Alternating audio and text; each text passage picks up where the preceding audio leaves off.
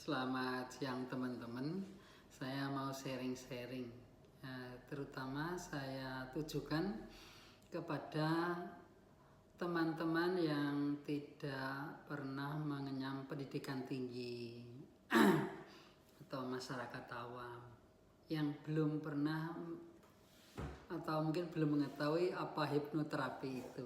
Jadi saya akan menjelaskan apa manfaat hipnoterapi atau apa sih hipnoterapi itu untuk apa gitu ya. Hingga bagi teman-teman yang mungkin awam terhadap itu, ini akan saya beri penjelasan biar mudah. Begini ceritanya, ketika bayi lahir, apa yang dibutuhkan? Pertama adalah makan, minum. Nah, makan minum itu dibutuhkan bayi sejak lahir sampai dia mati. Dan dengan makan dan minum maka tubuhnya akan bertumbuh. Dan pertumbuhan tubuh ini tergantung dari makanan atau asupan gizi dan lain-lain yang diterima.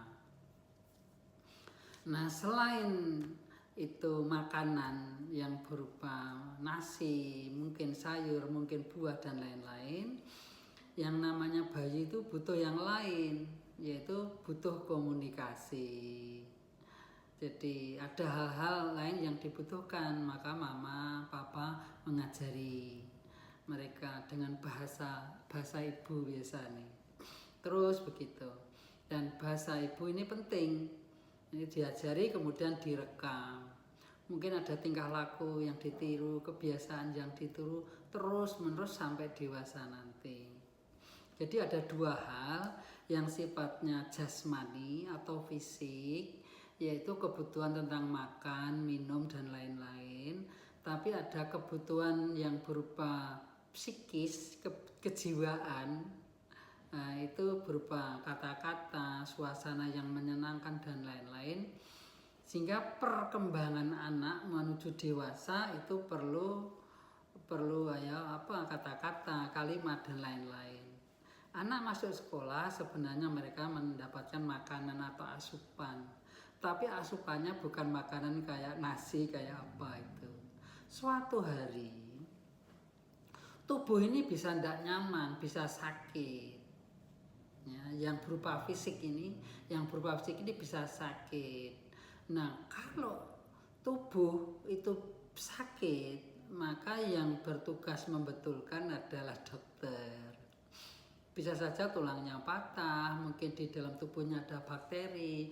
Ini berupa fisik ya. Jadi dokter mempunyai suatu alat mungkin digunakan untuk mendeteksi, oh di tubuhnya ada bakteri, ini perlu diobati. Yang sifatnya fisik ini yang menyelesaikan adalah dokter. Nah, bagaimana yang non fisik? Misalnya ada perasaan malas, perasaan senang, perasaan marah. Kemudian ada kebiasaan buruk, misalnya suka mencuri, atau kebiasaan buruk yang lain. Nah, itu bagaimana penyembuhannya? Kalau Anda datang ke dokter, kemudian dideteksi pakai mesinnya dokter, tidak bisa. Nah, ya toh? Bagaimana seorang yang punya kebiasaan buruk, misalnya mencuri, itu alat kedokteran tidak bisa deteksi. Nah, hal-hal yang sifatnya fisik itu ahlinya lain, diantaranya hipnoterapi. Jadi hipnoterapi adalah terapi yang digunakan untuk menyelesaikan permasalahan psikis. Jadi salah satu caranya dengan hipnoterapi itu, ya. Misalnya anak nakal. Seperti tadi saya baru selesai menyelesaikan anak yang mogok sekolah. Nah, mogok sekolah kalau dibawa ke dokter ya dokter tidak ngerti, karena itu hubungannya dengan program di pikiran, dengan masalah kejiwaan, berbagai permasalahan. Nah, masalah-masalah yang non fisik itu akan diselesaikan oleh hipnoterapi. Selain itu juga ada psikolognya.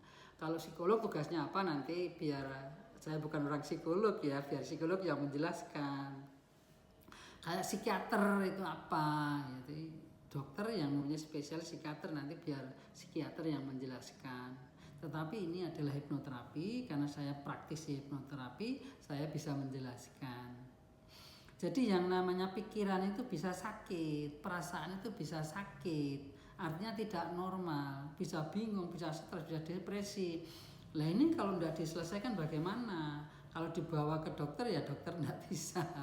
Misalnya orang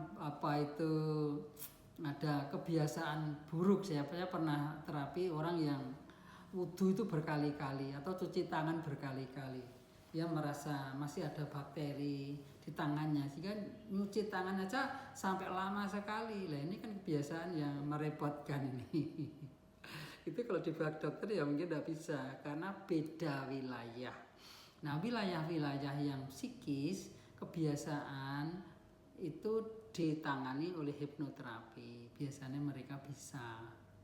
Karena di masyarakat kan banyak kata-kata terapi itu, jadi terapi itu banyak sekali jenisnya. Nah, hipnoterapi adalah terapi yang digunakan untuk menyelesaikan permasalahan yang berhubungan dengan kejiwaan, dengan kebiasaan buruk, misalnya mencuri, kayak tadi cerita masuk tangan berkali-kali, kayak orang takut kuda, itu fobia misalnya ya, takut coro, takut tikus, macam-macam itu yang bisa menyelesaikan adalah hipnoterapi.